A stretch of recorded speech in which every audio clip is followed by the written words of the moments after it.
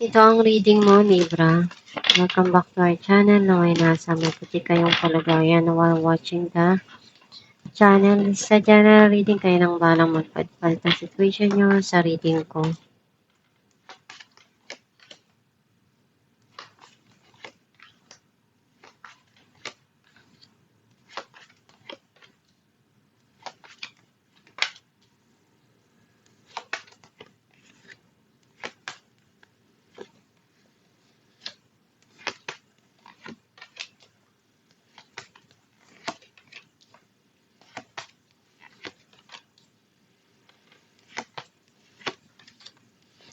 At the bottom of the deck, Knight of Swords. I feel like ang nasa-sense ko na energy mo, nakita ko na meron kang gustong sabihin or i-communicate. Some of you, nagkakaroon na ng clarity yung mga nangyari sa nakaraan. Ang mensahe para sa'yo, you feel something here na kailangan mong pagdesisyonan yung mga nangyayari ngayon sa buhay mo, pero hindi ka pa handa kasi may mga bagay dito na hindi mo alam kung paano mo sisimulan or you feel something na nandun ka sa isang stuck na sitwasyon.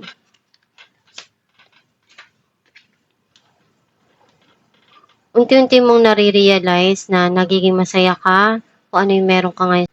May mga goal ka pa na gusto mo ma-achieve sa buhay. You feel left out in the cold or nabibiting ka sa panggastos.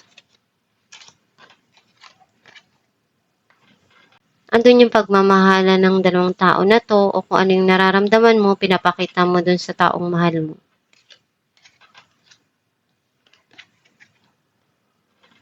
Kahit pagod ka na or nararamdaman mong hirap ka na, gagawin mo pa rin ng lahat para mapunuan kung ano yung tungkulin mo o yung responsibilidad mo.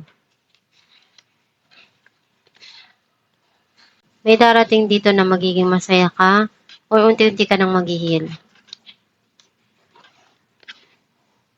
Meron kang gustong simulan pero pinag-iisipan mong mabuti.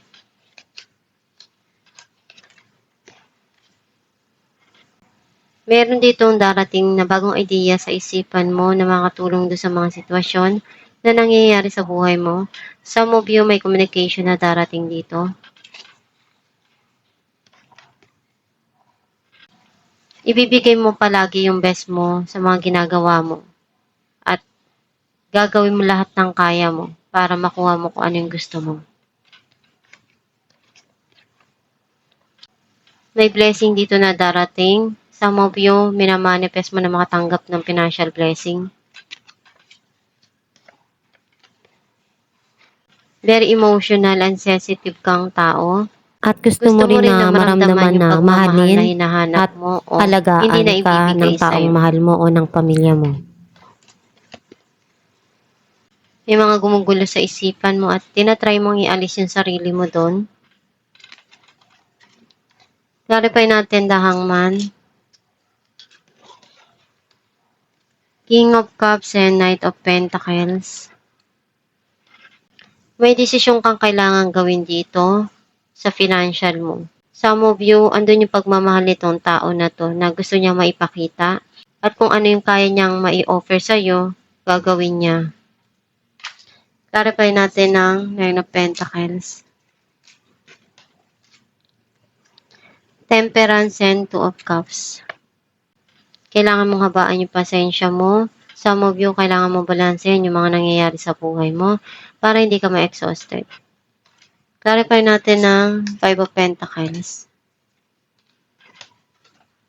Seven of Cups and Three of Cups. Hindi ka pa handa na makipag-ayos o makipagkita. Pinag-isipan mong mabuti. Clarify natin the Lovers, Six of Wands and Queen of Swords.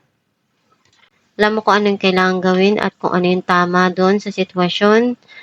And may darating dito na success and victory. Clarify natin ng Ten of Wands, Death and Five of Cups.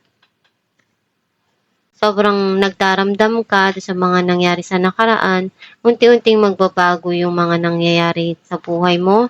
At nakikita ko na malalagpasan mo rin kung ano yung mga pinagdadaanan mong pagsubok. Clarify natin ang dasan. Three of Pentacles and the Moon.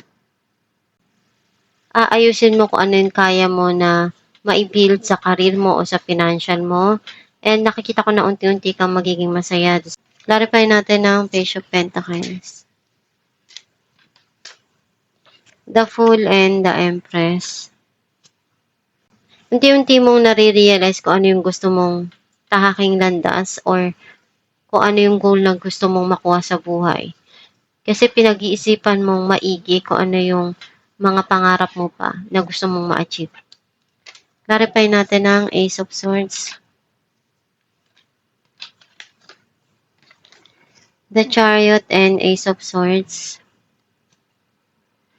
Marami kang natutunan sa mga naranasan mo sa nakaraan. Ngayon, mas malinaw na kung bakit nangyari yon at ano pa yung kailangan mong gawin para malagpasan yung mga dumarating sa buhay mo. Clarify natin the Magician. Ten of Pentacles and Knight of Cups. May darating ditong abundance and prosperity. Some of you, unti-unting mag-grow yung financial mo dahil andun yung pagsusumikap mo at mahal mo kung ano yung ginagawa mo. Clarify natin ang Ace of Pentacles. Wheel of Fortune and Nine of Wands. Maraming nangyari sa buhay mo at nagsilbing aral yun para sa'yo. Kung ano yung darating ngayon sa buhay mo na pagbabago or new cycle, nandun yung mas minamanifest mo na magkaroon ng peace of mind at mapayapang buhay. Clarify natin ang Queen of Cups. Six of Swords and Page of Swords. Nakikita ko na magiging okay ka na at marami ka pang inaalam dito na pwedeng makatulong doon sa mga nangyayari ngayon sa buhay mo. Clarify natin ang Eight of Swords.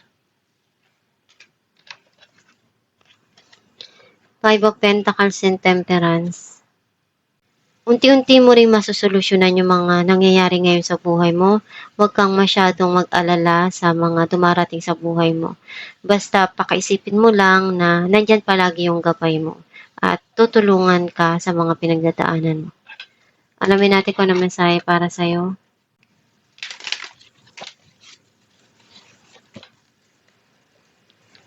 Appreciation, dissolve all blocks to the presence of my super attractor power. Ang mensahe para sa'yo na kailangan mong i-appreciate kung ano yung meron sa buhay mo, be thankful, at yung mga binibigay sa'yo na suliranin o pagsubok, malalagpasan mo rin yan at masusolusyonan mo yan. Basta gawin mo lang kung ano yung kaya mo at ibigay mo yung best mo.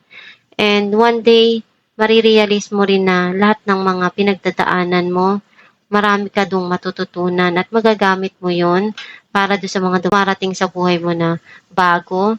And magtiyaga ka lang palagi at sikapin mo na makuha mo kung ano yung gusto mo at hangarin mo sa buhay. At itong yung reading, Libra, kung nakaresonate ka, kindly comment down below. Thank you for watching. Guys, meron po tayong binibenta na Aram Herbal Oil na makakatulong sa sumasakit na ugat o kumakati na varicose vein sa kamay man o sa paa. Ipahid sa gabi bago matulog at i-massage. And nakakatulong din siya na mag-fade ang iyong varicose vein. Ipahid 2 times a day at i-massage araw-araw. Gawin mo ito araw-araw para mag-fade yung varicose mo. Kapag masakit yung kamay mo, pwede mo rin siyang ipahid sa gabi at i-massage mo para pagising mo sa umaga, marirelip na yung pain na naramdaman mo.